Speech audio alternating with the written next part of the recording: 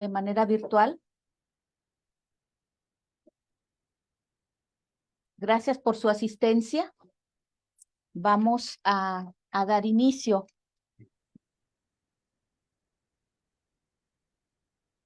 Bueno, vamos a dar inicio a esta última sesión del Seminario Permanente de Investigación que organiza la Coordinación de Investigación de la Facultad de Enfermería y Nutrición de la Universidad Autónoma de San Luis Potosí. El día de hoy queremos agradecer la participación del doctor Manuel Amezcua Martínez, que es catedrático de la Universidad de UCAM y presidente de la Fundación INDEX. Agradecemos también las facilidades para el desarrollo de este seminario de este año 2023 a la dirección de la Facultad de Enfermería y Nutrición y a la jefatura de posgrado de esta facultad. También tenemos para nuestra sesión y la presentación de nuestro seminario al doctor Amaury de Jesús Pozos Guillén, quien es el secretario de investigación de la Universidad Autónoma de San Luis Potosí. Muchas gracias, doctor, por su asistencia. Gracias. Pues bueno, es un verdadero placer poder participar en esta sesión de cierre. A inicio de año también tuve la fortuna de estar en las sesiones iniciales. Y bueno, qué mejor manera de cerrar este espacio y de cerrar también, al menos por este periodo, esta gran iniciativa que surge de aquí de la Facultad de Enfermería y que ha sido un espacio para establecer estas estrategias de colaboración y de actualización permanente. A lo largo de este ciclo de seminario, pues hemos tenido la oportunidad de compartir no solamente con investigadoras e investigadores de nuestra universidad y no solamente en temas de enfermería, sino también conferencistas de talla internacional como es el día de hoy. Y además participantes de diferentes países.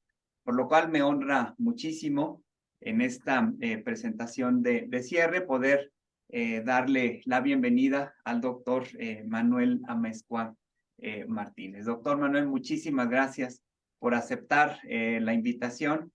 Es un verdadero gusto poder tenerle aquí con nosotros. Y me voy a permitir leer algunas líneas del tremendo trabajo que el doctor Manuel ha hecho a lo largo de su trayectoria. El doctor Manuel Amezcua es doctor por las universidades de Alicante y UCAM Murcia. Es catedrático de investigación en cuidados de salud, profesor extraordinario del Departamento de Historia de la Ciencia de la Universidad de Granada, presidente de la Fundación INDEX, editor científico y productor de la base de datos Cuiden.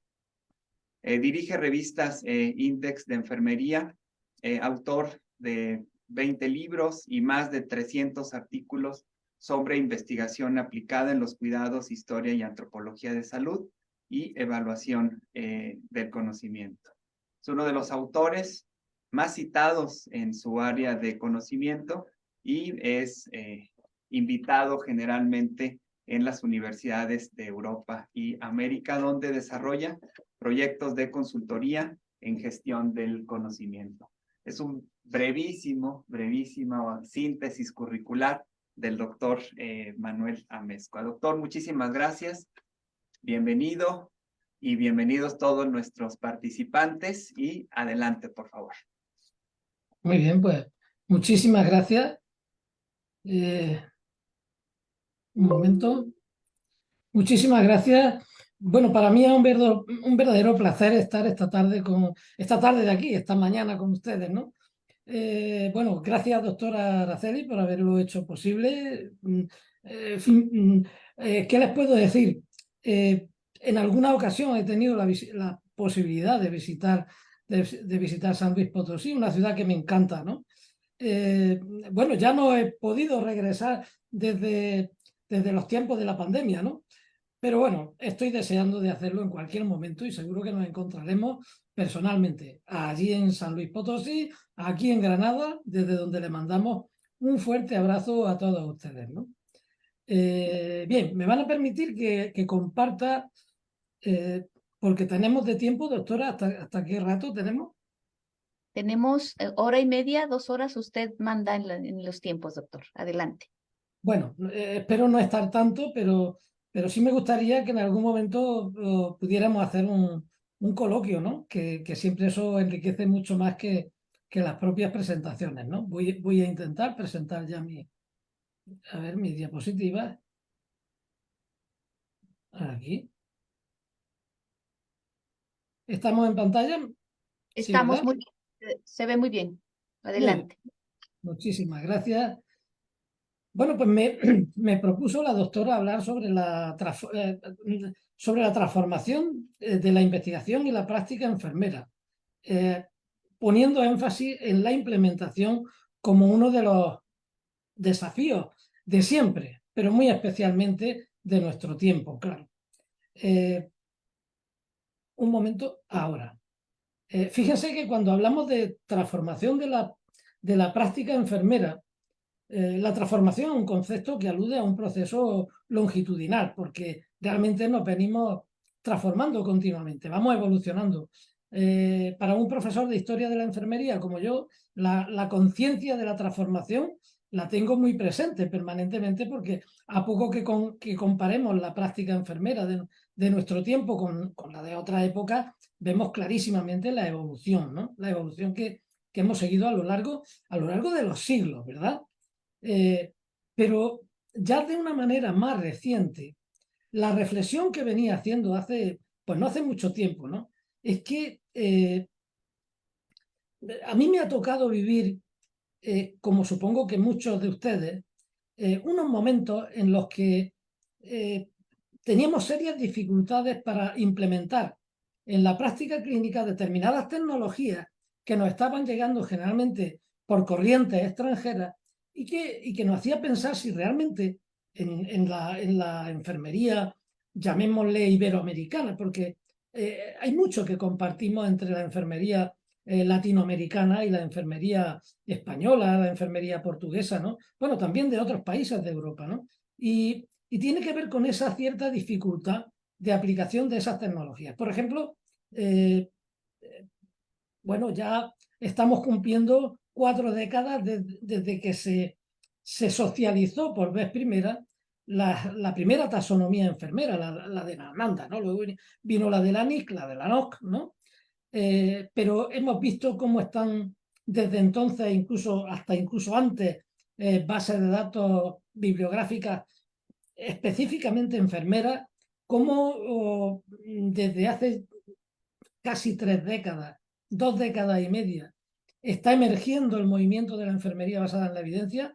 Más recientemente, a través del Consejo Internacional de Enfermería, se está poniendo mucho énfasis en la enfermería de práctica avanzada. Y sin embargo, todas estas tecnologías, cuando pensamos en la utilidad práctica, en la aplicación práctica en nuestro entorno, vemos que hay dificultades. No acabamos de ver realmente si el interés trasciende a la práctica o se queda como materia, ¿no? Como materia de enseñanza, ¿no? En las facultades, en los grados de enfermería, ¿no? La reflexión que yo me hacía hace unos años es que quizá en la enfermería nos estábamos adelantando a nuestro propio tiempo, ¿no? Porque estábamos desarrollando unas tecnologías que era difícil de aplicar, difícil de decirle a una enfermera de práctica clínica, pero que para organizar su conocimiento tiene que beber, tiene que dominar los contenidos de unos documentos, de unos libros que son extensísimos. Piensen el manual de diagnósticos de la ANANDA. Bueno, estamos hablando de casi 1000 páginas, ¿no? Es decir, ¿cómo es posible que alguien pueda pensar que una enfermera clínica, con el poco tiempo que tiene, pueda aprender todo ese tipo de información, todas esas taxonomías, clasificaciones? Insisto en que, claro, quizá estamos diseñando lenguajes en una etapa pretecnológica que posiblemente el cerebro humano no es capaz, no tiene la capacidad de procesar. Sin embargo, desde en los últimos años que está emergiendo enormemente lo que es las tecnologías ya avanzadas, tecnologías incluyendo, claro, la inteligencia artificial, que hoy está muy en boga en nuestro tiempo, ¿no? Sí, bueno, pues hoy empezamos a tomar conciencia de que quizás lo que estábamos haciendo décadas atrás era preparando los contenidos disciplinares enfermeros para ser entendidos por estas nuevas tecnologías. Porque ya digo que el cerebro humano tal vez tengamos limitaciones, ¿no? Para aprender de una vez tantísima información, ¿no? De tal manera que hoy resulta relativamente fácil trabajar con todas estas taxonomías a través de, ya digo, a través de modelos de lenguaje muy desarrollados, a través de bueno, se entienden muy bien con la robótica, se entienden muy bien también con ese efecto democratizador que en algunos casos produce la tecnología, haciendo emerger también otro tipo de voluntades, otro tipo de saberes, de conocimientos, en este caso proveniendo de los ciudadanos, ¿no? En síntesis, bueno, quizá la resistencia que hemos mantenido de aquí para atrás a determinadas tecnologías enfermeras puede que se deban a que realmente estábamos esperando que llegaran tecnologías más desarrolladas que pudieran entender la complejidad de esa información, ¿no? Y yo creo que actualmente sí que estamos en ese momento, ¿no? Para al menos problematizar todo este asunto, ¿no? Por otra parte, cuando hablamos de implementación, aunque hay gente que habla de la implementación como una ciencia por separado, bueno, yo no quiero llegar a tanto, no me gustan estas declaraciones tan exageradas, ¿no? En realidad, cuando hablamos de implementación del conocimiento en la práctica clínica, no estamos más que diseñando o enunciando, señalando una de las fases del ciclo de la enfermería basada en la evidencia, ¿no? Parte de la idea de que hay que hacerse preguntas clínicas, localizar información para dar respuesta a estas preguntas, contextualizar esta información, ¿no? Y luego teníamos siempre ahí la enorme dificultad, sí, pero todo esto cómo se lleva a la práctica, ¿no? El desafío, más que la ciencia, el desafío de la implementación.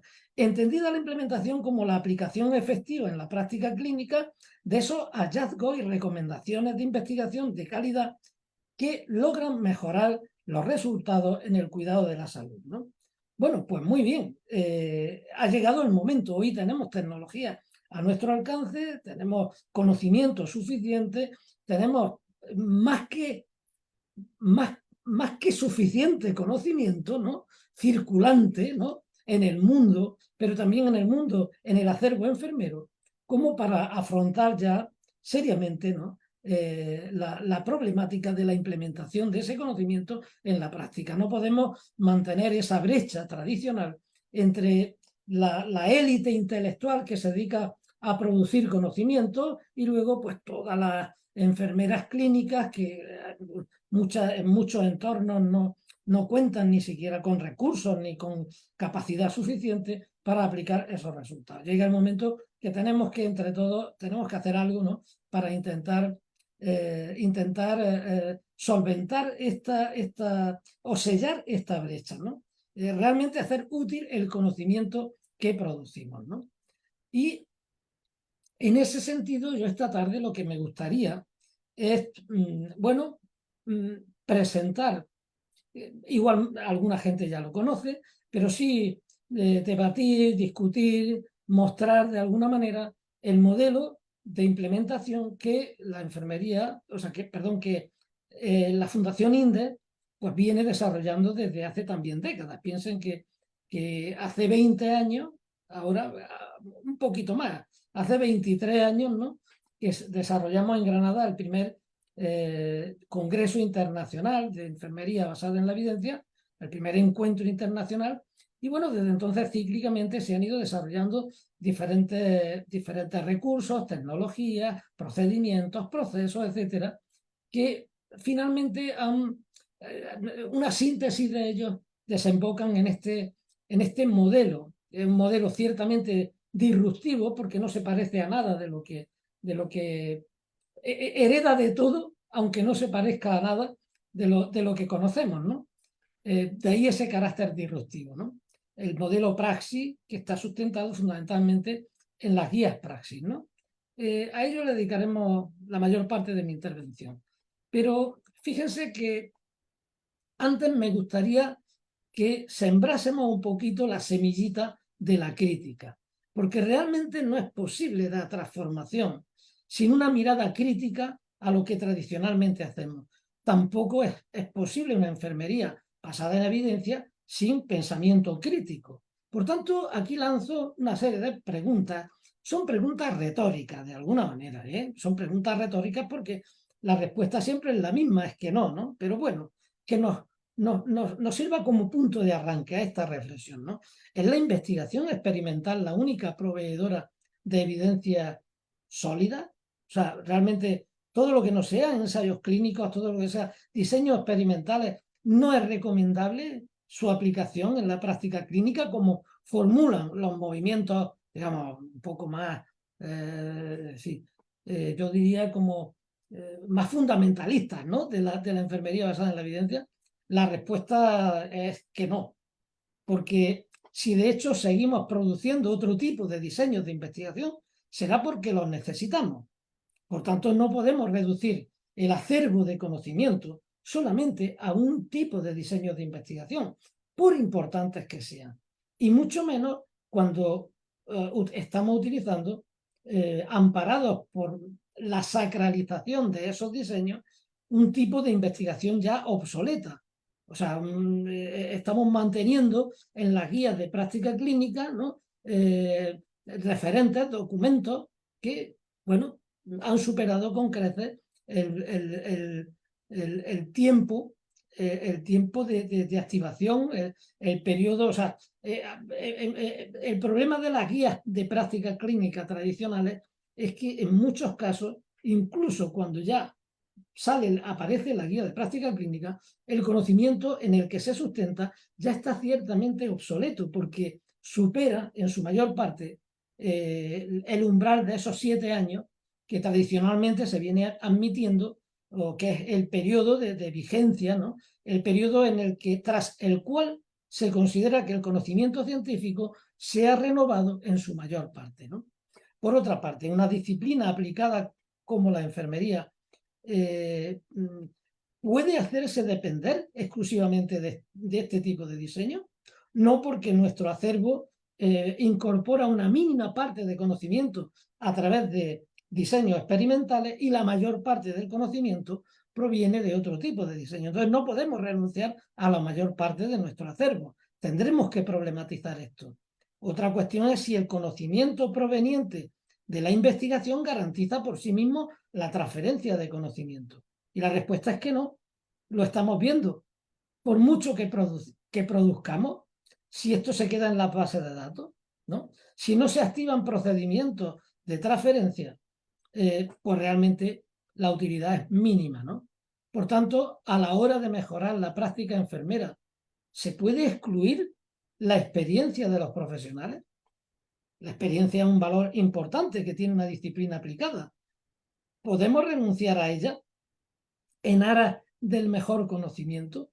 La respuesta es que no, es que eso es algo disparatado. Se pueden obviar, de alguna manera, se pueden obviar, perdón,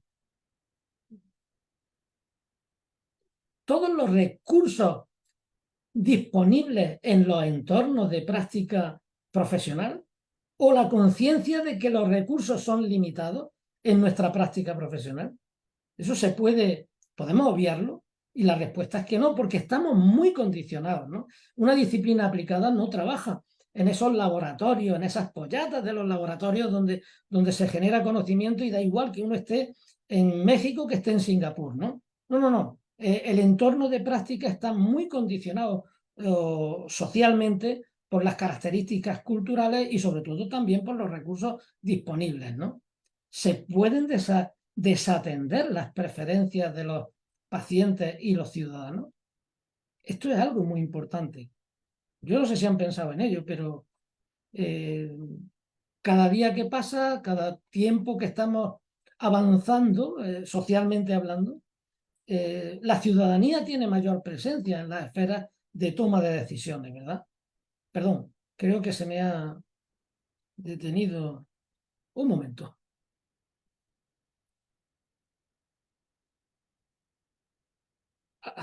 Ahora mismo no están viendo la diapositiva, ¿verdad?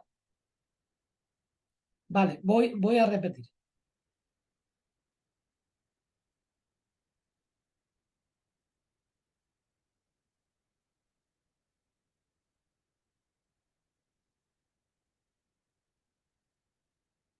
Bueno, algo me está ocurriendo que se me desconecta de pronto la diapositiva. Bien, pues fíjense en esta secuencia. En esta secuencia que lo que pretendo es que reflexionemos sobre, digamos, la efectividad, sobre el hecho de que la efectividad en los modelos de transformación no pueden eludir los cuatro elementos clásicos de la EVE, los elementos fundacionales. Pensar que la EVE, cuando se formula, acuérdense de la definición de Sackett de mediados de los años 90, ¿no? Donde decía que, por supuesto, que hay que incorporar la investigación de calidad, pero también la mejor experiencia de los profesionales, teniendo en cuenta los recursos disponibles y las preferencias de los ciudadanos. ¿Vale? Claro, de pronto no sé qué pasó. Entramos de pronto en un estado de desmemoria donde solamente se considera a efectos de prácticas basadas en evidencia aquellas que están sustentadas exclusivamente en la investigación y, como digo, en un tipo de investigación, en unos diseños muy concretos. Pues bien, desde la mirada de la disciplina aplicada, como la enfermería es una ciencia aplicada y, por tanto, no sería nada si no desarrolla su capacidad de transferencia. Y si hay una disciplina que tenga capacidad de transferencia, es la enfermería, puesto que cada unidad de enfermería es un entorno de transferencia, ¿no? En el mismo momento, en el mismo entorno donde obtenemos conocimiento, tenemos la oportunidad también de implementarlo en la práctica, aunque luego lo generalicemos también. Pues bien, cuando hablamos de investigación desde una disciplina aplicada, desde la concepción de disciplina aplicada, en realidad no nos sobra conocimiento. Cualquier conocimiento es útil. Cualquier conocimiento es útil siempre que sea proveniente de una investigación de calidad y que pueda aplicarse a la práctica, porque de nada nos sirve conocimientos por diseños que sean importantes si remiten a recursos que no tenemos en nuestro entorno, ¿no? Pero también tenemos que revalorizar de alguna manera la experiencia profesional. La experiencia profesional es el gran patrimonio que tiene la enfermería. El gran patrimonio que tiene la enfermería porque cuando todavía no había ciencia, estoy hablando de hace siglos, cuando no se había acuñado todavía ni siquiera el término ciencia, ¿no? Ya había enfermeros y enfermeras distribuidas por el mundo que venían avanzando, venían desarrollando su actividad profesional y lo hacían a partir de la toma de conciencia del valor que tiene la experiencia, de la capacidad que la experiencia desde una mirada crítica tiene pues para empujar ese conocimiento, ¿no? Bueno, vamos a problematizar en un segundo, vamos a problematizar este asunto, el valor de la experiencia. No solamente la experiencia de los profesionales, también la experiencia de los ciudadanos. Y en cuanto a los recursos, cuidado porque, como he dicho antes, uno de los recursos que están llegando a nuestro tiempo como un elefante en una cacharrería son las tecnologías avanzadas y la inteligencia artificial. Cuidado porque si no aprendemos, si no nos sumamos a estas corrientes, es posible que el ciudadano en poco tiempo nos supere, porque el ciudadano sí se está adhiriendo a ellas, ¿no? Y cuidado, es un ciudadano diferente, un ciudadano que tiene capacidad de expresar, lo estamos viendo, utilizan masivamente las redes sociales, digamos, tienen sus preferencias, van a tener y tienen ya muchos canales de expresión. Nosotros no podemos vivir al margen de eso. Pues bien, estos 4 elementos son los elementos que nosotros tendremos que trabajar si queremos transformar, ¿no?, nuestra capacidad de transferencia, si queremos aumentar la probabilidad de implementación, tendremos que trabajar desde estos pilares, desde estos 4 pilares fundacionales de la EBE, ¿no? Bueno, como decía, eso nos obliga a reflexionar sobre esos otros pilares huérfanos, ¿no? El valor que tiene la experiencia, ¿no? Me van a permitir que comparta con ustedes algunos de mis sabios favoritos. En este caso son sabias. Claro, la idea que normalmente tenemos de un sabio es de una persona venerable, ya ciertamente añosa, ¿no? Pues que tiene un conocimiento acumulado a lo largo de toda la vida, ¿no? Pero yo también tengo unos cuantos sabios así. Pero en este caso voy a proponerles acercarle a otros sabios más cercanos, más de nuestro tiempo, sabios que de alguna manera, o sabias que de alguna manera están creciendo ya como sabias, ¿no? Que sabemos que van a ser un gran referente en el futuro, ¿no? Precisamente por la creatividad con que han abordado el análisis de la experiencia de los profesionales o el análisis de los saberes ciudadanos, ¿no? En este caso, mi sabia de cabecera es la doctora Natalia Pérez Fulleras. Ella es enfermera clínica, trabaja en un hospital del Servicio Andaluz de Salud, sería lo que para ustedes es el IMSS, ¿no? Ella hizo su tesis doctoral, pues, inmediatamente antes de la pandemia y se hizo una pregunta. Ella es enfermera de quirófano, y se hizo una pregunta: ¿cómo aprendemos las enfermeras de quirófano? Porque claro, decía, cuando uno entra en una unidad quirúrgica, en una unidad de quirófano, pues realmente uno no ve allí libros, no ve revistas, no ve PDFs pinchados en los corchos en fin, de los anuncios, uno no ve nada de eso. Entonces, uno puede entender que la enfermera clínica vive al margen totalmente del conocimiento científico, ¿no? Y sin embargo no es así, porque las enfermeras de estos entornos tan altamente tecnologizados están perfectamente puestas al día. Seguro que ustedes estarán pensando también en colegas, ¿no? En colegas que tienen un conocimiento vasto, aunque habitualmente no publiquen, no presenten comunicaciones en congresos, pero actualizan su conocimiento.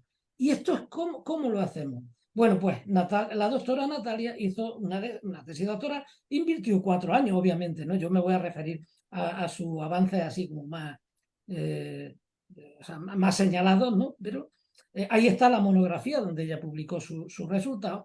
Ella afirma que las enfermeras clínicas, las enfermeras en general, seguimos de forma natural un proceso sistemático y complejo de aprendizaje de la práctica profesional sustentado en la experiencia, que tiene en cuenta precisamente las condiciones del entorno y de los recursos. Claro, a ver, esto es lo que ella llama, dice, nosotros aprendemos porque nos atenemos al proceso natural de gestión del conocimiento, a un proceso natural. Un proceso natural que aunque no sea visible, aunque no sea evidenciable, pero a poco que nos pongamos a observar, vemos que existe y que funciona, ¿no? Y ella dice, bueno, es un proceso que se puede entender, ¿no?, si lo desgranamos, ¿no?, en sus componentes, ¿no? El proceso natural de conocimiento, o sea, ese proceso que seguimos desde la enfermería clínica, tiene muy en cuenta las teorías aplicadas. Generalmente solemos decir que la teoría ilumina siempre la práctica, pero en los escenarios de práctica muchas veces es la práctica la que ilumina, la que estimula, ¿no?, la emergencia de nuevas teorías. Son las teorías aplicadas que son esos saberes mentalmente organizados que orientan a la práctica hacia buenos resultados, ¿no? Por otra parte, la experiencia como esa aptitud técnica y crítica, ¿no?, que nos habilita en la toma de decisiones, ¿no? O los entornos de práctica. El entorno de práctica que es ese universo cotidiano donde las enfermeras ejercemos con autonomía, ¿no? O el conocimiento tácito. El conocimiento tácito, a diferencia del conocimiento explícito que nos encontramos en los libros, en las revistas, en los cursos, en la academia, en la formación, etcétera, ¿no? El conocimiento tácito es ese, se refiere a ese arsenal de conocimiento disponible que explica de alguna manera lo que sabemos y cómo aprendemos en los escenarios de práctica clínica, ¿no? Y luego ella eso lo condensa, lo explica a través de lo que llama el círculo de aprendizaje de la experiencia. Ese circuito que logra mantenernos actualizados y al mantenernos actualizados garantiza la seguridad de los pacientes, ¿no? Ella, observando a decenas y decenas de enfermeras de cómo gestionan su conocimiento, se da cuenta de que hay unas coincidencias, ¿no? Quien quiere aprender algo, primero en el escenario de práctica clínica, primero observa, si no entiende, pregunta. Generalmente no preguntan a cualquiera, preguntan a las personas que más fiabilidad les merecen, ¿no? Que son aquellos que tienen más experiencia, claro. Y aún así, cuando se observan contradicciones entre los propios que tienen experiencia, uno termina consultando pues a través del celular, a través de un ordenador, pues se mete uno y siempre hay recursos donde uno puede enterarse, ¿no? Incluso ya en la literatura científica, ¿no? Ya encontramos evidencias mucho más sólidas, ¿no? Para resolver nuestras dudas. Pero no se detiene ahí. Estamos en un escenario de práctica y, por tanto, el siguiente paso sería ejercitar lo que estamos aprendiendo, ¿no? A través de ensayo-error, lo sabemos hacer muy bien, ¿no? Y todo eso lo que hacemos es que lo registramos, terminando registrando. Yo también durante un tiempo, hace ya unos cuantos años, también fui enfermero de quirófano, ¿no? Y recuerdo el valor que tenía para nosotros esas libretitas, ¿no? Que llevamos siempre en nuestras batas blancas, ¿no? En nuestros pijamas verdes, ¿no? Pues esas libretas que siempre llevamos junto a los bolígrafos, donde vamos anotando todo. Bueno, recuerdo que los estudiantes andaban siempre pidiéndonos hacerle fotografías, fotocopias, ¿no? Porque para ellos ese conocimiento que estábamos sistematizando, ¿no? Tenía un valor importante, ¿no? Tenía mucho valor para su propio aprendizaje, ¿ven? O sea, claro, donde aparentemente no hay nada, claro que sí. La enfermería desde tiempo inmemorial, siempre hemos sabido resolver muy bien la gestión de ese conocimiento de naturaleza experiencial, que aunque muchas veces no se haga visible a través de los canales explícitos, sin embargo, funciona. Y funciona porque siempre estamos al día, garantizamos la seguridad del paciente, nuestros pacientes no se mueren porque nosotros no nos vean leyendo revistas científicas, ¿no? Sino que estamos permanentemente puestos al día. ¿De acuerdo? Bueno, reflexionemos sobre esto, ¿no? Pero también el conocimiento ciudadano, también los ciudadanos están evolucionando. El conocimiento evoluciona también. Y también me gustaría presentarles otra de mis sabias de cabecera. Bueno, en este caso, incluso hasta algunos de ustedes puede que les conozcan, ¿no? Porque ella ya ha pasado por San Luis Potosí, ¿no? Sí, aquí estuvo en el seminario. Efectivamente, ¿no? La doctora Sonia Herrera Justicia. Bueno, fíjense, de la clase de sabios y sabias que yo, de los que yo me dejo influir, que les duplico en edad, ¿no? Pero bueno, también tenemos que reconfigurar nuestra idea de lo que es un sabio o una sabia, ¿no? Bueno, pues 2 años después de que Natalia hiciera su tesis doctoral, pues la doctora Sonia hace la suya propia y en este caso se pregunta sobre qué tipo de conocimiento es el que tienen los ciudadanos y cómo construyen el conocimiento, ¿no? Claro, siempre partimos de la idea que hay un conocimiento de corte tradicional que nuestras madres, nuestras abuelas, sobre todo las mujeres, ¿no? Pues que tenían muchos saberes, pero estos saberes con el tiempo algunos se han transmitido, otros se han ido perdiendo, pero hay se observa una cierta desafección entre las generaciones, ¿no?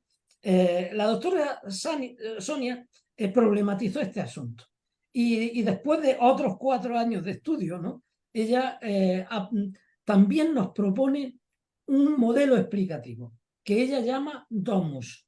El domus que se refiere o explica cómo se transforman en un mundo en transformación, cómo evolucionan, ¿no?, las prácticas de salud familiares. Y ella pues nos demuestra, claro, después de haber hecho multitud de entrevistas a familias enteras, ¿no?, nos muestra cómo el aprendizaje ciudadano se está adaptando a los entornos tecnológicos. Ya no solamente se obtienen conocimientos a través de nuestros predecesores. No, es que fundamentalmente los obtenemos a través de nuestro celular, a través de los medios digitales, ¿no? Donde se establecen unas redes afectivas que superan los límites de la familia. Resulta que finalmente las redes sociales nos están permitiendo expandir nuestros campos de amistad, de relaciones, ¿no? Y en esa amplitud de campo también se transmiten. Ya no solamente son nuestras personas mayores las que nos enseñan prácticas de salud, también las aprendemos de otras culturas, de otras personas, de otras latitudes, por lejos que estén, ¿no? Y además, eso se hace conciliando los saberes populares que se están transformando, estableciendo un cierto mestizaje científico con los saberes, perdón, un cierto mestizaje con los saberes científicos. O sea, saberes científicos, saberes populares, están generando nuevas corrientes de conocimiento bioeco, ¿no?, que están trazando lo que sería el ideal integrativo del estilo de vida saludable que hoy construye la ciudadanía, con independencia de ese saber carismático que desempeñamos los profesionales. ¿Eso significa, Manuel, que ya no influimos los profesionales sobre la ciudadanía? Claro que continuamos influyendo, pero ellos se dejan influir por otras corrientes, por otras fuentes, ¿vale? Y ellos tienen la capacidad de eso asimilarlo, de integrarlo, ¿no? En base a un estilo de vida que ya no está tan medicalizado, ¿no? Esa corriente medicalizadora que nosotros en las últimas décadas estamos promoviendo, bueno, pues ya no tiene tanto efecto, ¿no? Bueno, si vemos los proyectos, tanto los proyectos de la doctora Natalia como de la doctora Sonia, ellos están llevando, por ejemplo, la doctora Sonia, el proyecto Sabias que ella le lleva, que está realizando la recuperación de saberes tradicionales con asociaciones de mujeres en el entorno rural. Bueno, y son proyectos realmente muy bonitos, proyectos que de alguna manera lo que pretenden es legitimar, ¿no?, esos saberes y de paso también ejerciendo un cierto control, ¿no?, para evitar que haya contaminación, ¿no?, de otro tipo de elementos que puedan resultar perniciosos, porque también lo son, ¿no? Muy bien, pues fíjense que la Fundación INDES, con este y otro tipo de investigaciones, ya digo que son 20 años, ¿no?, desde que iniciamos el itinerario de la EBE, hemos ido madurando hasta llegar a este modelo Praxis, un modelo de transformación de la práctica enfermera que de alguna manera nos obliga a adquirir una serie de competencias, unas nuevas competencias, ¿no? Competencias a las propias enfermeras clínicas, ¿no? Y esas competencias que tienen que ver con la lectura crítica, con la generación de evidencia y la implementación, y también con el procesamiento de ese conocimiento. Todo eso lo estamos intentando realizar a través de programas específicos en el que se fomentan este tipo de competencias. Pues fíjense, el último que estamos trabajando es este programa. Sí, gracias. Sí, me parece que hay algo. Bueno, si alguien quiere interrumpirme y hacerme una pregunta, podemos hacerlo sin ningún problema, ¿eh? ¿Alguien tiene alguna pregunta o se activó su micro? Marta López, ¿tiene abierto su micro?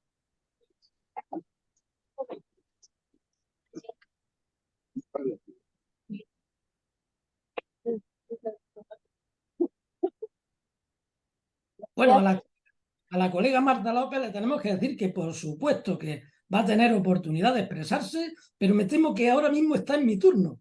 Entonces, si puede apagar momentáneamente su micro. ¿Sí? Bueno, si no continuamos, nada. En algún momento se dará cuenta. Ya lo apagó. Adelante, doctor. Estupendo, muchas gracias. Bueno, como estaba diciendo, digamos, estas tres competencias estamos intentando articularlas a través de programas, ¿no? Programas que son ciertamente muy innovadores, ¿no? Por ejemplo, el último que estamos socializando en este momento es el programa que le llamamos AT7, ¿no? Actualízate en cuidados basados en evidencia. Fíjense que siempre estamos diciendo aquello de, es muy fácil decirlo, ¿no? Bueno, en realidad tampoco todas las enfermeras clínicas tienen que dedicarse a la investigación. Pero eso sí, al menos todas deberían de estar en condiciones de aplicar los resultados de la investigación. Bueno, eso queda precioso decirlo, pero ¿alguien le ha explicado a las enfermeras clínicas cómo pueden aplicar un resultado de una investigación que ha sido publicada en una revista y se sabe dónde? ¿Alguien le ha explicado? Yo creo que no. Bueno, pues en ese tema estamos trabajando, fomentando la lectura crítica. Pues fíjense, imagínense, uno de los problemas de nuestro tiempo, por ejemplo, puede ser el suicidio en los adolescentes. Indudablemente la enfermería tiene mucho que ver en este asunto, como en todos los problemas de salud. Pero, ¿qué sabemos? ¿Qué conocemos? ¿Qué intervenciones? ¿Qué se está haciendo? ¿Qué es lo último que hay sobre esto? Bueno, pues partiendo de ese principio que decía hace un momento, que la ciencia admite, o la comunidad científica admite que el conocimiento tiende a renovarse cada 7 años, lo que vamos a hacer es una búsqueda bibliográfica para localizar en diferentes bases de datos artículos de investigación que nos muestren intervenciones que hayan resultado efectivas en la prevención, en la promoción de la salud y la prevención del suicidio en la adolescencia. Y lo que vamos a hacer es, de esa búsqueda vamos a seleccionar 7 artículos. Y vamos a convertir esos 7 artículos en unidades docentes. De tal manera que lo que vamos a hacer es trabajar con la enfermera que quiere matricularse en uno de estos cursos para que aprenda a hacer una lectura crítica de estos artículos donde están los últimos avances y que reflexione metodológicamente a través de guías que le proponemos aquí, ahí vemos uno, sobre las posibilidades de esos hallazgos de investigación aplicarlos a su entorno clínico. Bueno, actualmente ya tenemos 4 actividades AT7 disponibles y, bueno, estamos introduciendo una media de 2 actividades al mes. Intentaremos que a lo largo del año 2024 pues alcancemos como mínimo las 20 actividades, ¿no? Bueno, ya las tendrán. También les digo, lo curioso, vamos, no lo curioso, esto lo hacemos con grupos de enfermeras bueno, muy bien preparadas, a las que estamos entrenando, ¿no?, en la lectura crítica también. Y luego estos cursos van a ser de acceso gratuito, pues ya lo son de acceso gratuito. Evidentemente no puede ser para todo el mundo, pero sí para aquellos profesionales que están adscritos a centros que tienen convenio con la Fundación INDES, como es el caso de la Universidad de San Luis Potosí, que es una de las entidades. Entonces, ustedes podrán acceder en su momento, ahora mismo están en fase de acreditación, a este tipo de actividades de forma gratuita, ¿no?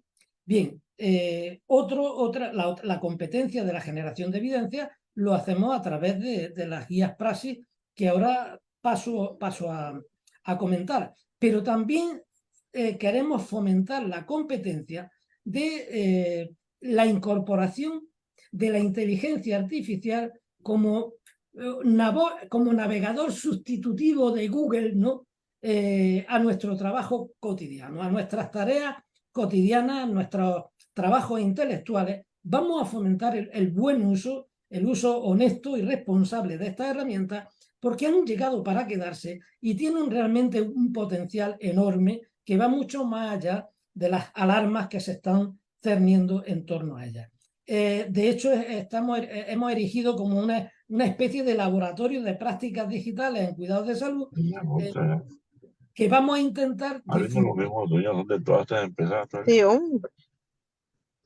Bueno, vamos a intentar difundir a través de un programa que le llamamos Enclave de Conocimiento, donde son pues pequeños talleres, pequeñas intervenciones de no más de 1 hora de duración, también de acceso libre, que iremos divulgando. Bueno, algunas ya las estamos divulgando. La semana que viene tenemos una con el profesor Manuel Moreno sobre el tema del manejo cultural, ¿no? Bien, en cuanto a la generación de evidencia y de implementación, el modelo Praxis está sustentado en un instrumento que son las guías Praxis, que lo que tiene de particular es que incorpora precisamente, o sea, tiene a ese movimiento de ciencia ciudadana. ¿Qué es esto de ciencia ciudadana? Bueno, en América Latina tienen más experiencia porque aquí se habla de ciencia ciudadana de hace ya décadas, ¿no? Lo que pasa es que nunca se ha aplicado al mundo del cuidado de la salud, pero sí se ha aplicado al mundo del desarrollo rural, al mundo de la ecología. Pues sabemos que la importancia que los científicos le están dando, por ejemplo, a los saberes de las comunidades indígenas, de las comunidades nativas, a todo el conocimiento que tiene que ver dentro de estas áreas. Pero nosotros podemos dar un paso más allá. De hecho, los diferentes organismos internacionales pues están muy preocupados por este asunto y están promoviendo eso que llaman la investigación y la ciencia ciudadana, ¿no? Es decir, hablan de la necesidad de promover la participación de la sociedad en todas las fases de la actividad investigadora, de acercar los resultados científicos a la ciudadanía, pero también de involucrar a la sociedad en el diseño, fíjense, en el diseño de la investigación, en la recogida de datos y también en la generación de conocimiento. Los organismos internacionales están diciendo, oye, tenemos que legitimar a la ciudadanía, ¿no?, en su capacidad de generar conocimiento válido también para la ciencia, ¿no? Claro, la cuestión es, ¿y cómo podemos las enfermeras legitimar el conocimiento ciudadano? Pues yo les diría que tenemos una gran noticia y tiene que ver con mi primera diapositiva. ¿Se acuerdan que una de las materias que nunca hemos sabido muy bien para qué sirve, pues son los modelos y teorías de enfermería, ¿no?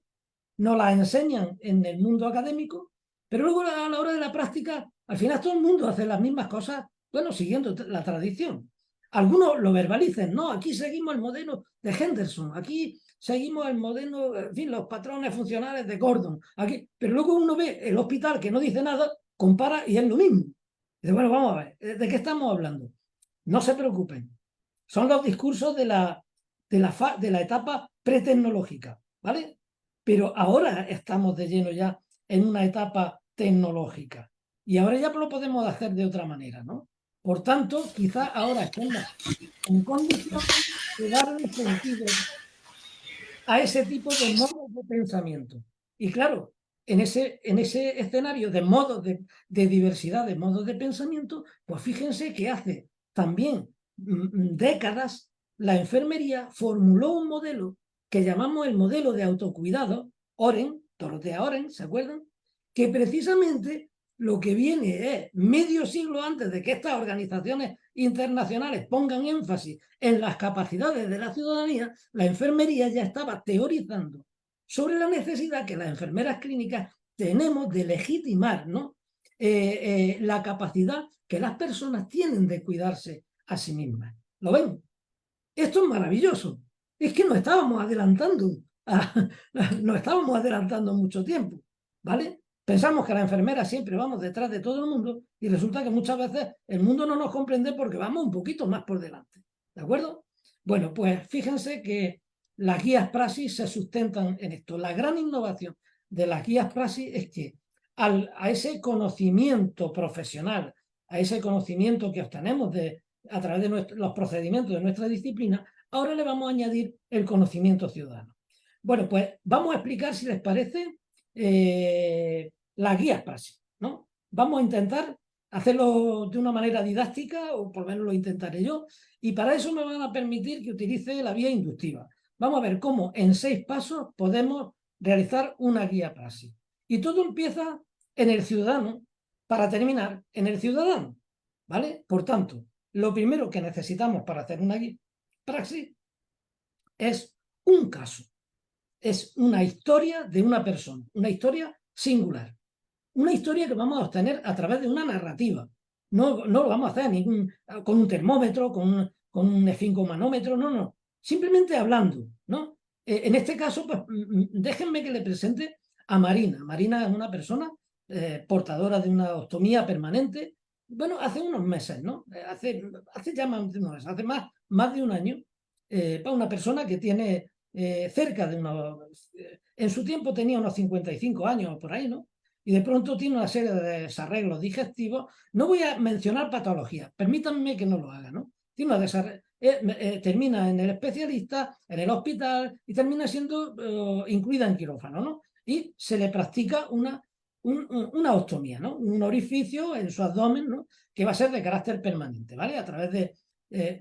a partir de ahí, bueno, lo primero que en esta historia de Marina, ¿no? Lo primero el primer, digamos, escollo que se encuentra es que en el hospital no cuenta con una unidad de enfermería experta en estomaterapia. Son enfermeras generalistas, bueno, intentan minimizar la importancia, bueno, no se preocupe, usted con el tiempo se irá acostumbrando, ya verá cómo usted busca. Claro, Marina es una mujer muy vivaracha, una mujer que, siendo del ámbito rural en su pueblo, llegó a instaurar una empresa de textil muy importante y llegó a acumular muchos recursos. Luego ya decayó esa industria, pero bueno, ella en su madurez está muy bien situada, ¿no? Y estas palabras de la enfermería, de la enfermera, no le ayudaban, ¿no? De hecho, ella lo primero que experimenta es un choque emocional cuando por vez primera se levanta, ¿no? Al tercer día se levanta de la cama, va a ducharse con la ayuda de su esposo en la habitación del hospital, ¿no? Y se encuentra con ese orificio, ¿no? Abierto en su abdomen, ¿no? Realmente fue un choque emocional enorme, ¿no?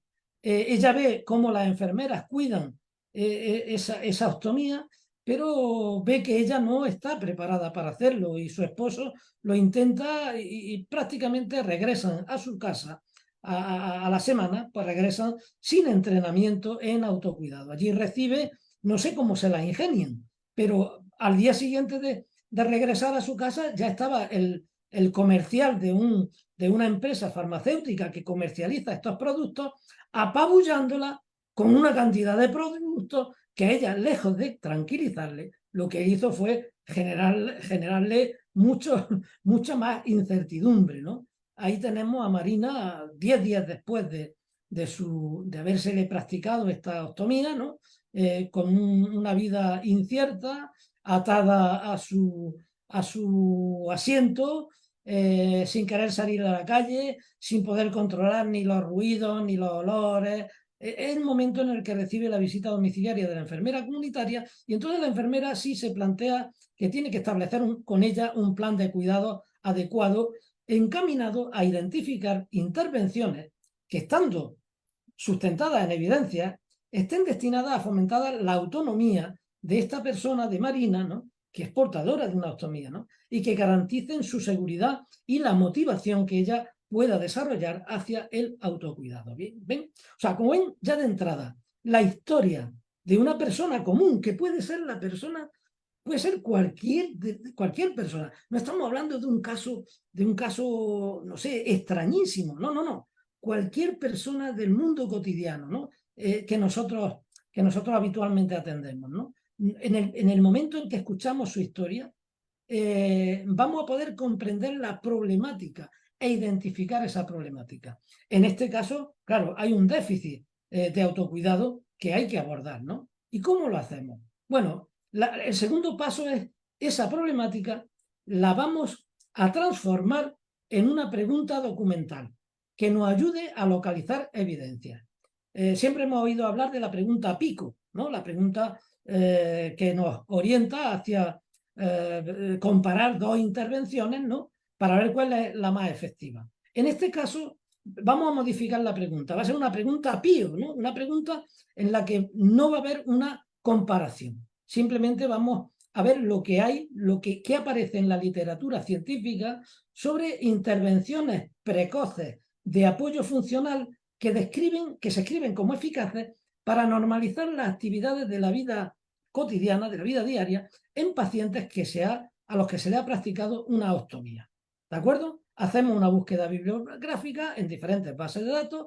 Aquí vemos el resultado, la tabla, ¿no?, tradicional, ¿no?, que solemos encontrar cuando hacemos una revisión sistemática. No es una revisión sistemática, ¿no? Pero hemos localizado una serie de artículos, ahí lo vemos, ¿no?, perfectamente, y a partir de los resultados, lo vemos ahí en la columna de resultados, ¿no?, a partir de la columna de resultados, vamos a intentar sistematizar esa información en forma de recomendaciones de buena práctica.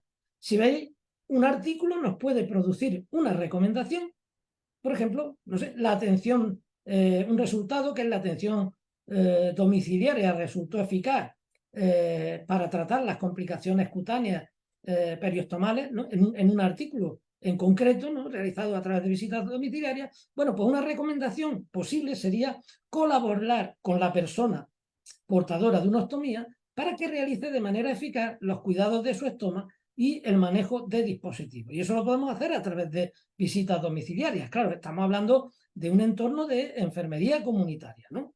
Bien, pero a veces ocurre que varios artículos, como es la recomendación quinta, necesitamos varios artículos para generar una recomendación, una nueva recomendación, ¿no? En este caso alude 3 artículos que hablan sobre tecnologías audiovisuales, ¿no?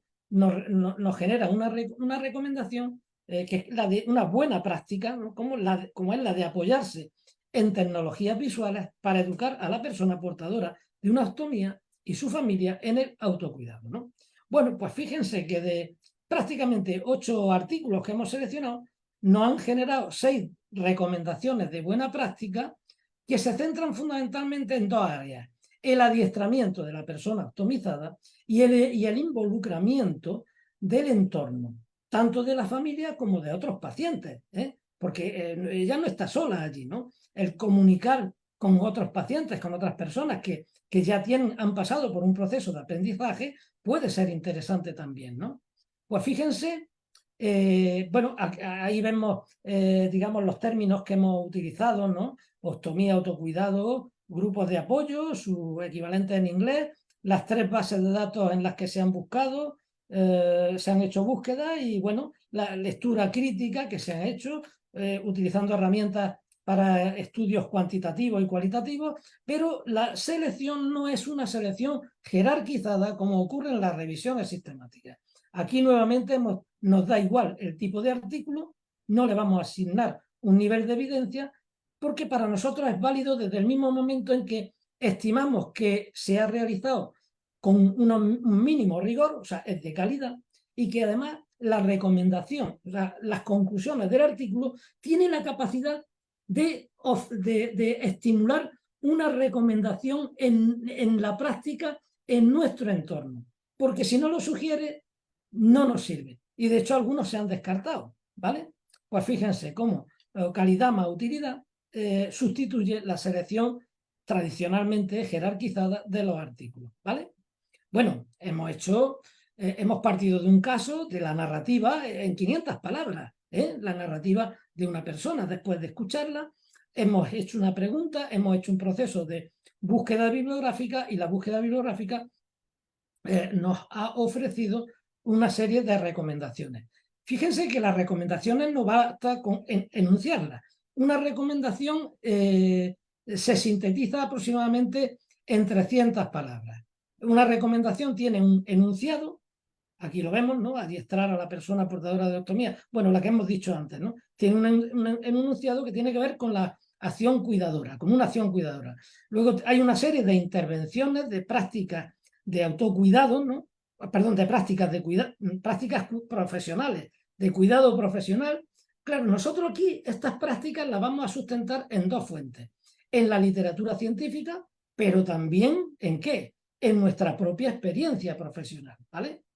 Con lo cual, esa síntesis lo que va a hacer es que nos va a dar unas recomendaciones reconocibles en la práctica y utilizables en la práctica, ¿no? Y para evaluarlo, pues lo que vamos a hacer es introducir algunos criterios de resultado, ¿no? En este caso, pues hay 3 criterios en los que vamos a determinar si luego esta práctica resulta efectiva o no, ¿no? Bien, bueno, aquí tenemos el enunciado, ¿no? El enunciado ya, pues imagínense que tenemos 6 recomendaciones de buena práctica siguiendo esta estructura. Bien, a ver, partimos de un caso, hicimos búsqueda bibliográfica y hemos formulado las recomendaciones, pero hasta ahora lo hemos hecho los profesionales. La pregunta obligada sería, sí, pero ¿qué posibilidades tienen los pacientes y sus familias de realizar prácticas de autocuidado que refuercen la efectividad de estas recomendaciones de buena práctica? Y aquí viene el elemento más innovador que incorporan las guías praxis, y es este. Es que nosotros, una vez que tenemos las recomendaciones formuladas, ahora nos vamos a dirigir a un grupo de pacientes expertos. Bueno, pacientes expertos para nosotros es cualquier paciente que haya atravesado por una situación parecida y que haya normalizado su vida, ¿vale? Pero en este caso, además, pues fíjense, en este caso nos dirigimos a una asociación de pacientes optimizados y pudimos contar con 3 pacientes a los que les pusimos delante las recomendaciones, las formuladas por nosotros, ¿no? Y le dijimos, bueno, ¿hasta qué punto ustedes reconocen esto como bueno para ustedes? Y una vez que esto bueno, normalmente dicen que sí, que eso les favorece, ¿no? Bueno, ¿ustedes qué pueden hacer? ¿Qué se les ocurre que pueden hacer ya ustedes como pacientes, como familiares, ¿no? Y entonces lo que vamos a hacer es que le vamos a pedir que nos identifiquen qué conocimientos deberían tener, qué habilidades deberían desarrollar y qué actitudes deberían de modificar. Y mantenemos con ellos una reunión de 1 hora, 2 horas, ¿no? Grabamos toda la información y luego la transcribimos, ¿no? Y aquí vemos un cuadro, el vaciado, ¿no? Digamos, de las recomendaciones de autocuidado de los pacientes, ¿no? Aquí vemos un cuadro donde, digamos, los discursos de la transcripción emanan, ¿no? Ya recomendaciones concretas. Lo vemos, ¿verdad? Si volvemos a la de atrás, no, perdón. No, aquí, eso es.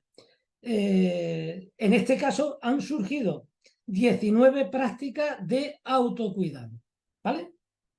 Bueno, pues ahora vamos a ver todo esto de una manera conjunta. ¿Lo ven? Esta sería la tabla equivalente a la de una revisión sistemática, donde tenemos una síntesis de los artículos que hemos utilizado, pero lo hemos enriquecido con 2 columnas. Una, las recomendaciones de buena práctica procuradas, construidas a través del saber de los profesionales, ¿no? Y luego las prácticas de autocuidado, que son el resultado, ¿no? De la consulta con los pacientes expertos, ¿no? Claro, aquí ya eran 19, no nos da tiempo a ponerlas como las otras, ¿no? Pero bueno, las ponemos en un anexo, ¿no? Aquí, por ejemplo, vemos algunos ejemplos, ¿no? Al tiempo de la alta hospitalaria, la paciente debe de tener contacto con una enfermera estomaterapéutica de referencia. Es un conocimiento que debe de adquirir. O una habilidad que debería de adquirir es aprender a convivir con su estómago, lo que implica tocarlo, mirarse en el espejo, conocerlo mejor, ¿no? Y luego una actitud sería, por ejemplo, trabajar con ello sería el tomar conciencia de que la ostomía no es un elemento invalidante, sino que es aquello que le permite seguir viviendo. Sin ella no podría vivir. Por tanto, tiene que ver el lado positivo, no el lado invalidante, ¿verdad? Bueno, pues aquí tenemos la síntesis de lo que sería una guía praxis. ¿no? Tenemos la guía praxis considera el conocimiento proveniente de la investigación, considera también la experiencia de los profesionales y considera también las preferencias de los pacientes. Y eso lo hace en un marco concreto que está condicionado por los recursos disponibles. ¿De acuerdo? Todavía podemos dar un paso más. Y es este conocimiento acercarlo más a la ciudadanía. Vamos a coger y transformar las recomendaciones de buena práctica y la información proporcionada por los pacientes expertos en un instrumento divulgativo. Aquí vemos, por ejemplo, este cartel o esta infografía que es una síntesis de la guía Praxis que se trabajó con Marina, ¿vale? Y esto lo vamos a incorporar como anexo a la guía, ¿de acuerdo? Esto lo podemos divulgar a través de redes sociales, a través de poner carteles en los lugares que, bueno, mandárselo a las personas. ¿Veis? Bueno, pues nos queda la última fase, que es la publicación. La guía Praxis, otra de las innovaciones que tiene es que no piensen en una guía Praxis como un documento extenso. La guía Praxis adopta el formato de un artículo publicable en una revista científica. Por tanto, todas las guías Praxis ocupan aproximadamente 5, 6 páginas, no más de 7 páginas de una revista. Aquí vemos la guía Praxis que emanó del relato del caso de Marina, ¿no? Y aquí hay algo, si ven, hay algo curioso, ¿no? Hay algo curioso en la autoría, si se fijan en la autoría, ¿no? La autoría aparecen dos profesionales del ámbito más bien científico o académico, ¿no? Pero luego aparecen 3 autores y autoras, ¿no?, que pertenecen a la Asociación de Optimizados de Granada. O sea, nosotros obviamente no podemos decirle a nuestros colaboradores, oiga, en la sección de agradecimiento lo podemos hacer. No, pero en este caso le dimos la oportunidad a Antonio, a Mari Carmen y a Vicente de, si querían, nos encantaba compartir la autoría del artículo con ellos. Y ellos se quedaron sorprendidos porque no se esperaban que eso pudiera ocurrir. Pero hoy ellos son, juntamente con nosotros, autores de un artículo científico, de una guía Praxis. Bueno, pues si hablamos de ciencia ciudadana, ¿no?, yo creo que un ejemplo bastante elocuente de hasta dónde la enfermería puede trabajar por ese movimiento, ¿no?, que es la ciencia ciudadana, ¿no? Bueno, la guía Praxis es un ejemplo, pero puede haber muchos más, ¿no? Por supuesto, todo esto está acompañado de guías, a su vez, que nos ayudan a elaborar una guía Praxis, ¿no? O sea, que si quieren hacer una guía Praxis, pues van a tener una página donde está toda la metodología. Aquí tenemos un artículo sobre cómo elaborar la guía y cómo publicarla. Bueno, aquí tenemos una guía rápida de cómo podemos hacer una guía Praxis, ¿no? Y bueno, este es el modelo, ¿no? Las guías Praxis porque son prácticas integrales y seguras, ¿no? Que se sustentan, que incorporan 4 elementos: un caso, una pregunta de investigación documental, unas recomendaciones de buena práctica y unas prácticas de autocuidado. Son los 4 elementos, ¿no?, que la componen. Y bueno, y además esto no lo hacemos no sé, porque ha dado la casualidad, sino porque tiene puntos de anclaje teórico muy importantes, ¿no? Está sustentado en 3 movimientos, fundamentalmente: el movimiento de la enfermería basada en la evidencia, el movimiento de la investigación, acción participativa, y el movimiento de los estudios de caso. Ahí tienen el código QR o la dirección donde pueden meterse, y en la guía ahí pueden ver perfectamente pues cómo son las guías Praxis y cómo metodológicamente yo les animo, porque estas guías no están pensadas para que se hagan en la academia, también, pero sobre todo desde el ámbito clínico, ¿no?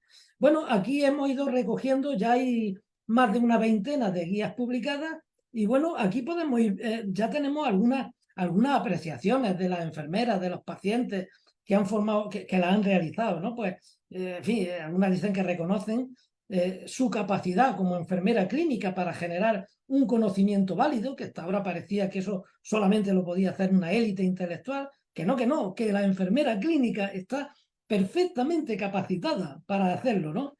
Que te facilita transformar tu práctica clínica de forma sostenible. Cuando una guía praxis se hace en un entorno de práctica, el primer beneficiario es el entorno de práctica, con lo cual tiene capacidad de permanecer en el tiempo, ¿no?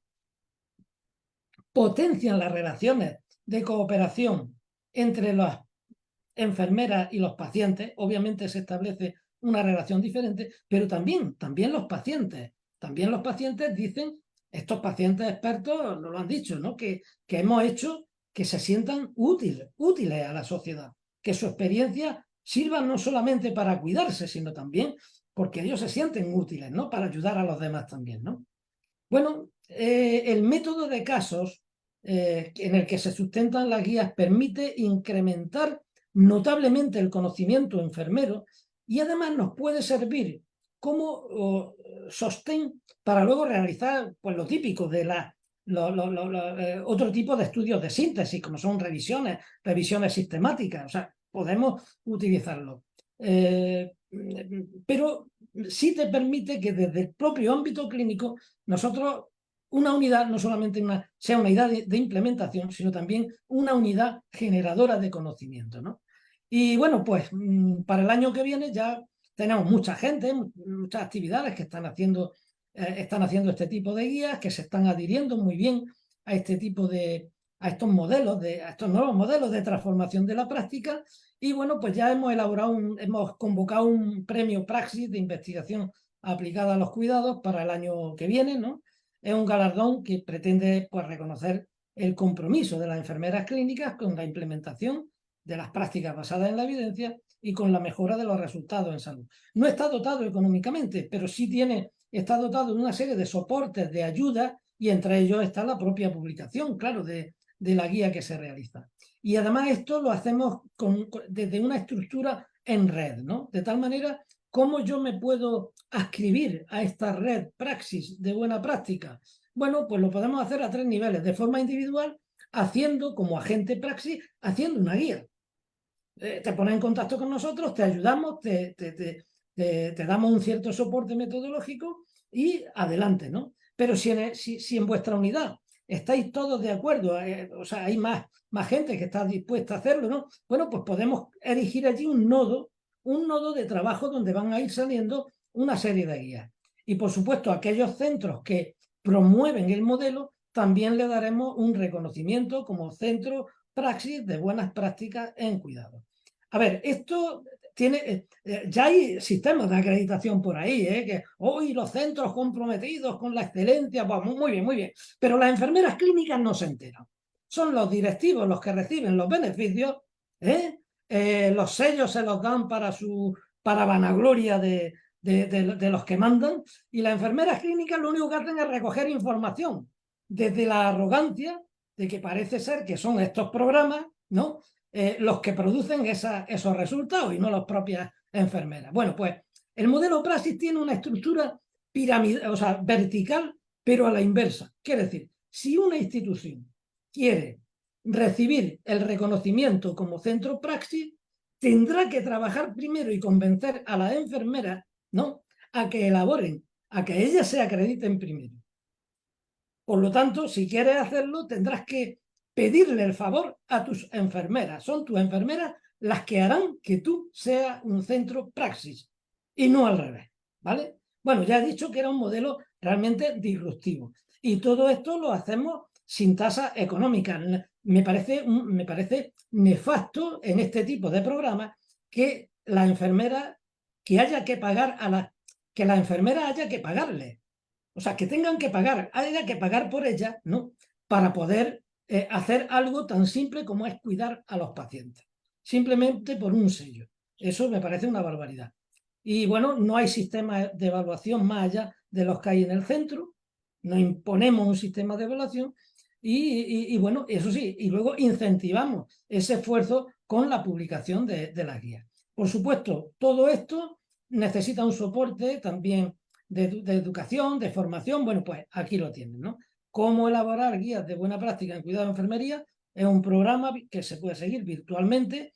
Hay otro sobre cómo elaborar guías de recomendaciones de autocuidado para pacientes. Y bien, pues, quiero decir, el programa ya prácticamente está redondo en cuanto a en cuanto a todos los recursos que ponemos disponibles. Ya me despido ya con esta diapositiva, animándoles a que, bueno, participen dentro de nuestra siguiente reunión, dentro de 2 semanas, la 5ª reunión internacional de investigación y educación superior en enfermería, que es digital, ¿no?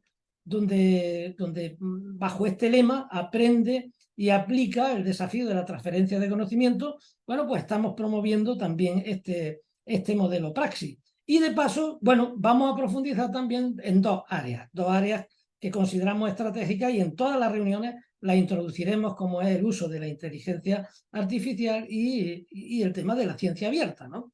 El movimiento de la ciencia abierta, hasta aquí podemos...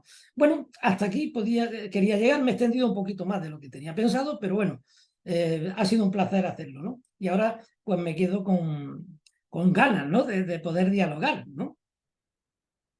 Así que si tienen alguna pregunta, estaré Así encantado. es, doctor. Muchas gracias. Qué interesantes aportaciones, discusiones y desde luego conocimientos nos trae usted con esta conferencia, con esta plática. Nos lleva mucho a la reflexión, desde luego de lo que estamos haciendo en la práctica del cuidado.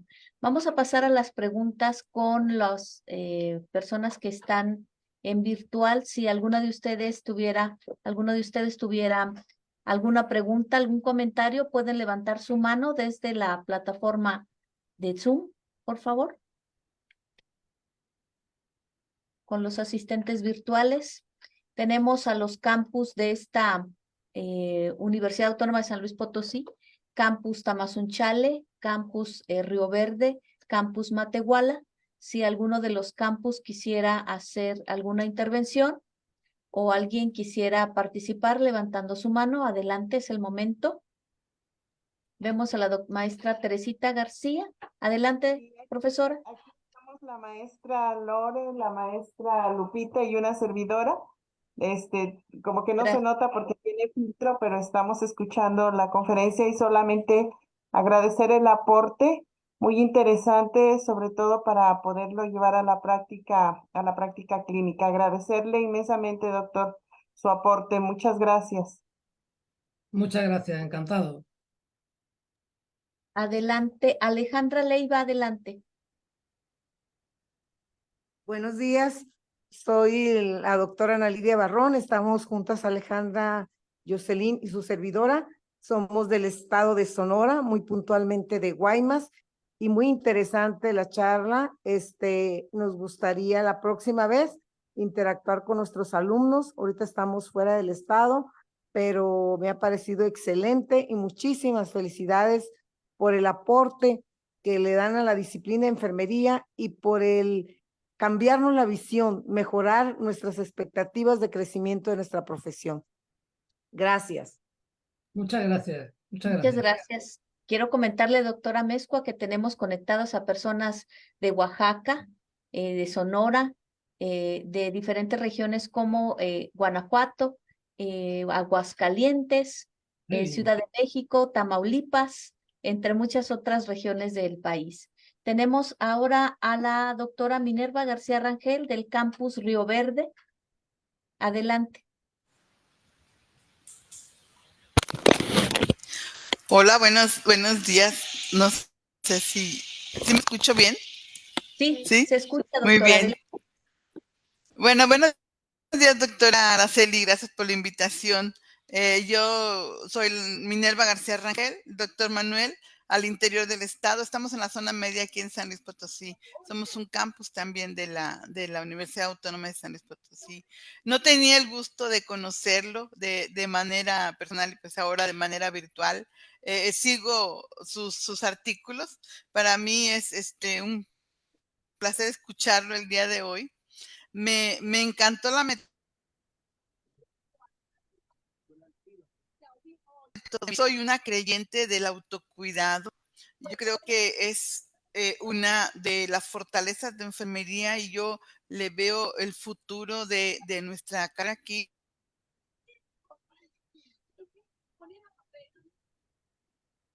En la importancia de fomentar familias. Yo creo que hablando de Dorotea Oren, de los sistemas de enfermería, yo creo que el sistema de apoyo y el educativo es el futuro, ¿verdad? Yo creo que ahí es donde tenemos una gran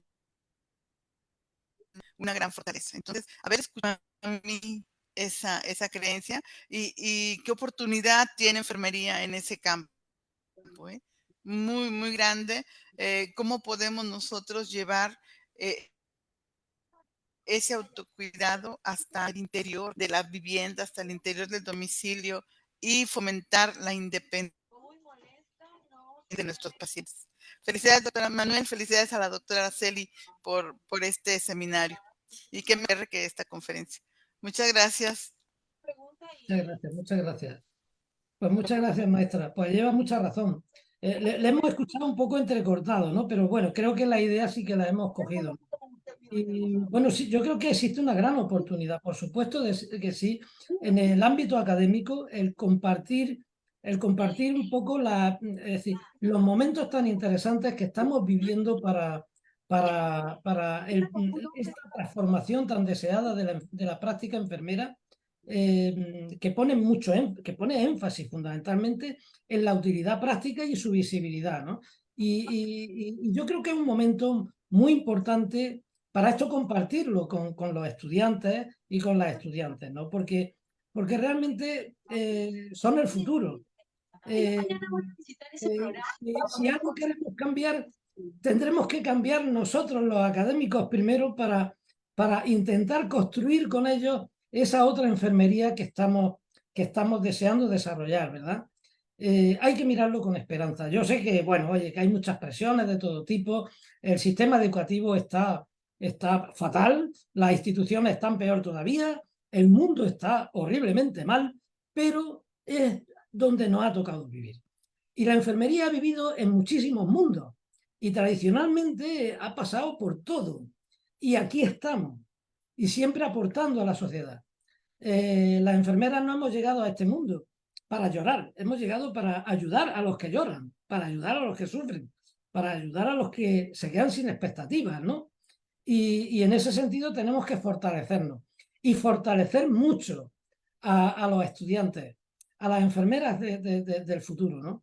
Es un trabajo muy importante que tenemos desde el mundo académico y les animo a que lo recorran, ¿no? A que transiten por él, ¿no? Muy bien, gracias, doctor. ¿Alguien en la sala tuviera alguna pregunta, alguna aportación?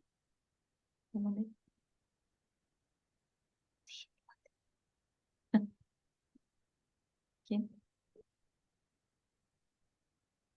¿Alguien más en la sala virtual?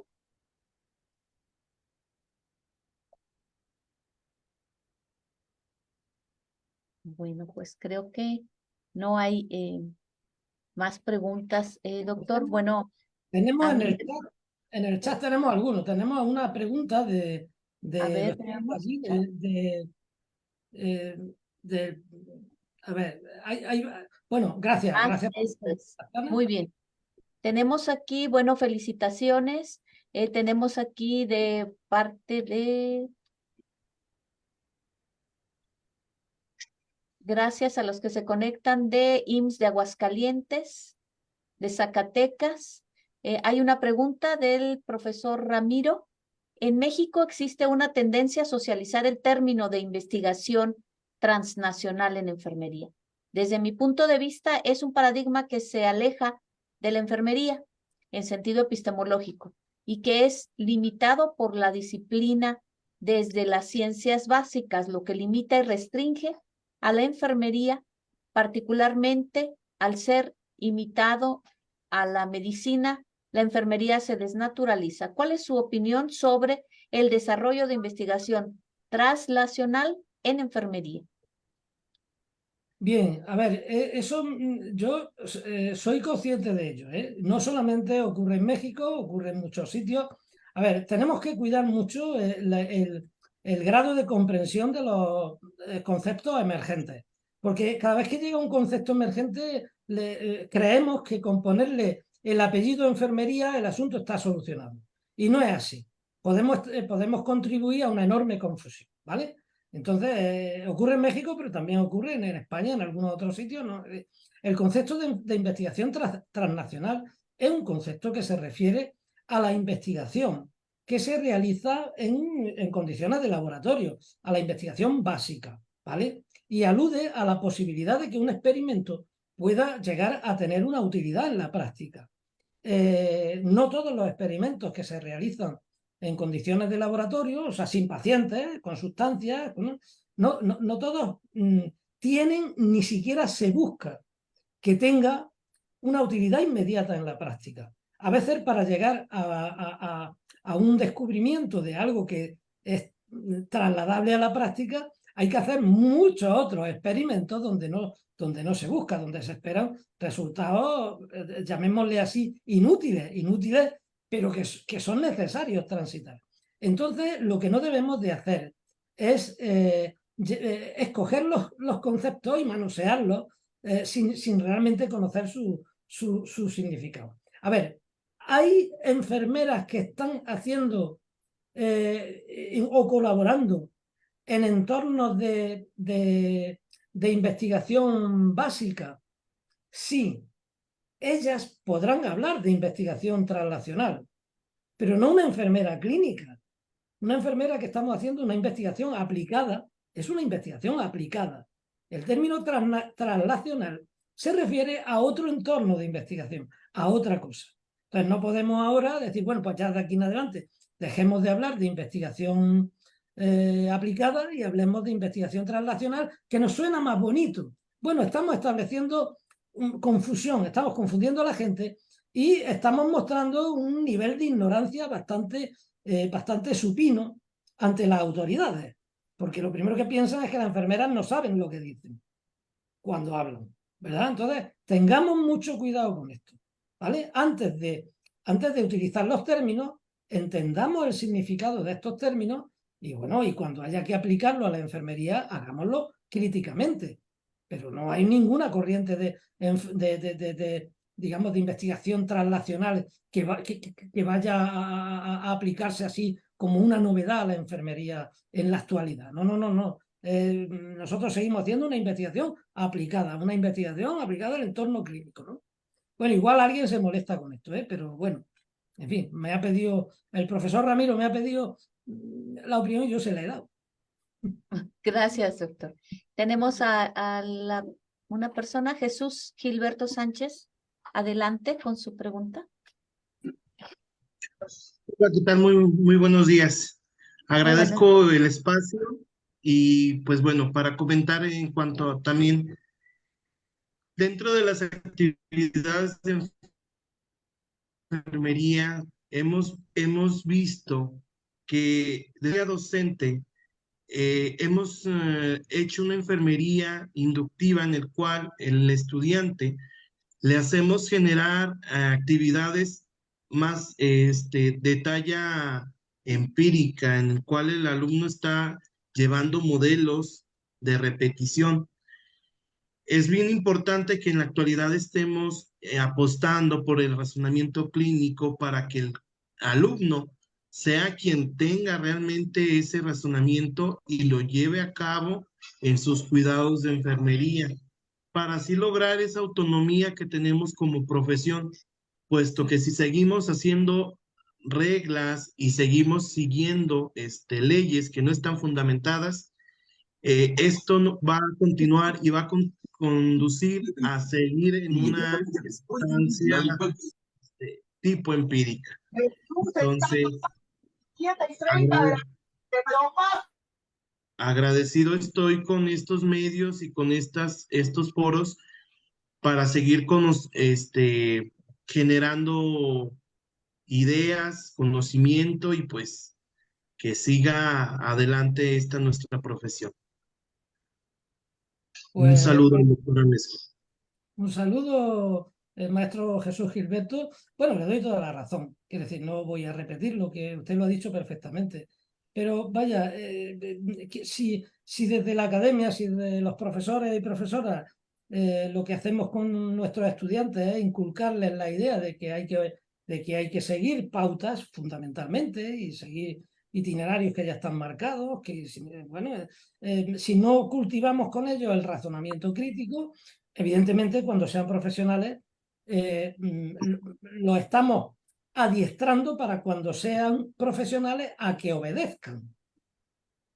Entonces, no, pues, la obediencia y la autonomía no casan realmente.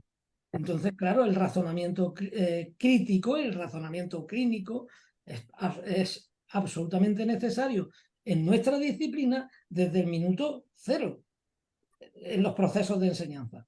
Otra cosa es que también hay que inculcar la idea de que hay que trabajar en equipo, del trabajo cooperativo, de todo lo que digamos, pero obviamente no podemos enseñar a adiestrar a nuestros estudiantes a que sean obedientes, que entonces no avanzaremos nunca, ¿no? Pero bueno, usted lo ha dicho, lo ha explicado mejor que yo, o sea que tampoco, yo creo que ha quedado muy claro. Muy bien, muy amable. Muchas gracias. Gracias, doctor. Entonces, hay algunos otros comentarios aquí. Dice, gracias, muy buena ponencia. En enfermería, el 60 o 70% del recurso humano está en las instituciones. Es importante llevar a la práctica la praxis en enfermería. Saludos y felicitaciones desde Zacatecas. Excelente ponencia. Muchas gracias, doctor, por transmitir sus grandes conocimientos. Nos motiva a promover la investigación de enfermería y a sensibilizar a nuestras autoridades para apoyar a los comités de investigación para su desarrollo. Felicidades y excelente presentación. Bueno, yo quisiera agradecer, vamos a cerrar nuestra sesión del día de hoy. Si están viendo mi pantalla, ¿sí está viendo, doctor? Sí, sí. Muy bien, pues con esto queremos agradecer la Universidad Autónoma de San Luis Potosí y esta Facultad de Enfermería y Nutrición otorgan la presente constancia al doctor Manuel Amezcua Martínez por su participación como ponente en la sesión de este seminario permanente de investigación con el tema Transformando la investigación y la práctica enfermera, la implementación como desafío, dirigido a docentes, estudiantes en el área de salud y público en general. La sesión se llevó a cabo en forma virtual el día 16 de noviembre del año en curso con una duración de 2 horas. San Luis Potosí, noviembre del 23, y firma el director de esta facultad, el maestro Luis Antonio Martínez Gurrión, y la secretaria general, la doctora Erika Adriana Torres Hernández. Agradecemos a usted, a nombre de esta unidad de posgrado, investigación de la Facultad de Enfermería, y a título personal, en esta coordinación de investigación, por su excelente participación el día de hoy y traernos pues toda su experiencia y sus conocimientos y habernos dado respuesta a estas dudas que tenemos con esta participación. Muchas gracias, doctor. Gracias a todos los asistentes y los esperamos en las sesiones del año siguiente, 2024. El día de hoy cerramos con esta gran participación y presentación del doctor Amezcua. Un abrazo desde México. Doctor, lo esperamos ver pronto por estas tierras. Gracias a usted. Pues muchas gracias a ustedes y ojalá que así sea. Muchas gracias. Muchas gracias.